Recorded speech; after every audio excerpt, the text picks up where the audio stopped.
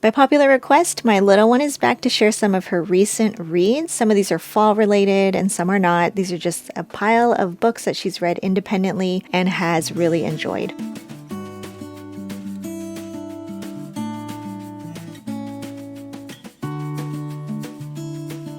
Thank you for clicking on this video. My name is Trisha at Juicebox Homeschool. I'm here on YouTube and Instagram. And today my little one is going to share her recent reads. These are all independent reads. These are not all of them, but the ones that she has particularly enjoyed. And there's a nice variety of chapter books and picture books. And for reference, she's technically in 3rd grade, but she reads at a 4th, 5th grade level. And there's a nice mix in here of picture books and early chapter books. So here's what Lucie's been reading lately. Hi everyone, this is Lucie and this is what I've been reading so far. This first book is called The Adventures of Sophie Mouse, The Maple Festival. There's many books in the series and this is book 5, but this one is one of my favorite ones. Her name is Sophie Mouse and this is her friends Hattie and Owen. There's going to be a maple festival. Her mom, Sophie Mouse's mom, is named Lily Mouse and her assistant isn't going to be there today, so Sophie Mouse is going to help Lily Mouse. But then when they get to the Maple Festival, nobody goes to her stand, but then Sophie Mouse makes a sign right here, and a lot of people look at her sign, and then they see all the treats, and they want to buy a lot of treats, and look at how long the line is, and so they have to work really quickly, and Sophie Mouse likes to be the assistant of Lily Mouse, so she wants to do it again next year too. This book is called The Cricket in Times Square. There's a cricket named Chester Cricket. This is Tucker Mouse, and this is Harry the Cat. And Chester gets lost in New York in Times Square, but then Tucker Mouse takes care of Chester, and also Harry the Cat also takes care of Chester. And there's different stories in this book. This story takes place in Times Square, and I've actually been to Times Square, which is really cool. One day, Chester decides that he wants to go back to his old home.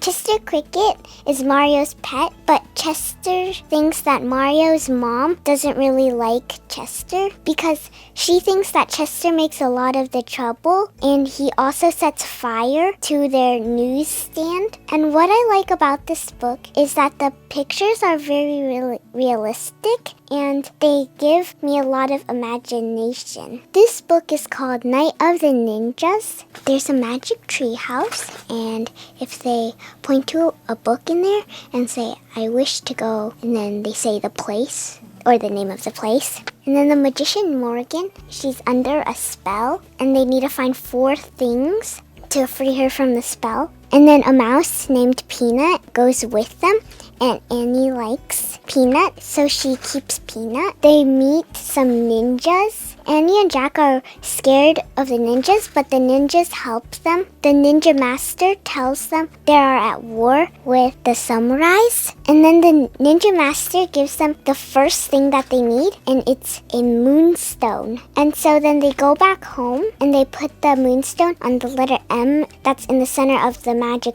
tree house. This book is called Berenstain Bears and the Prize Pumpkin. And these are the Berenstain Bears and their family, and they really want to win the pumpkin contest. It's about the biggest pumpkin, and Papa Bear thinks that his pumpkin, which is named the Giant, just has to win. If they do win, they get a first prize ribbon, and they also get their pumpkin to be on the spot at the city hall. So Papa takes care of it regularly on schedule. He even buys a book that encourages your plants to grow by talking to them. But when they get to the city hall, Farmer Ben has a really big pumpkin, and then Papa Bear doesn't seem so sure that he might win, and he doesn't, because Farmer Ben has a bigger pumpkin than his, and then the Giant only came in 3rd because Farmer Ben won first prize, and Ms. McGrizz won 2nd place, and her pumpkin is named Autumn Gold. But then Papa and the Cubs were very sad that they didn't win first prize.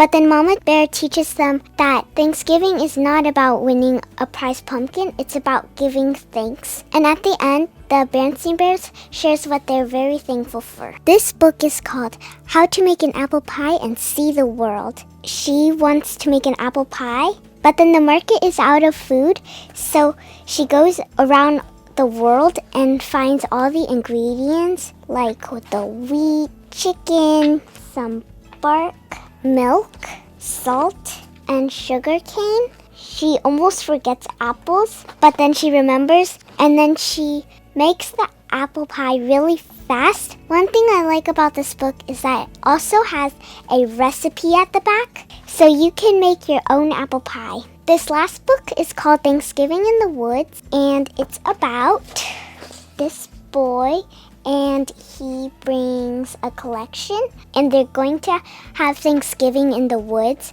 The kids build a fort while the grown-ups talk and get ready for Thanksgiving in the woods. A lot of people bring, like, a lot of food. The kids sneak in some food into their fort so they can have some treats and talk with each other in their fort. And then there's a big campfire, and everybody plays and dances and sings, and then they roast marshmallows. They have s'mores. What I noticed about these books is that they always have the title in the last sentence of the page. Thanksgiving in the woods, Thanksgiving in the woods, and Thanksgiving in the woods. Another reason I like this book is that the pictures are really creative, and it actually helps me imagine what it would be like to have Thanksgiving in the woods. Thanks for joining along with me in my book review. Please give this video a like and subscribe. See you in the next video. Bye!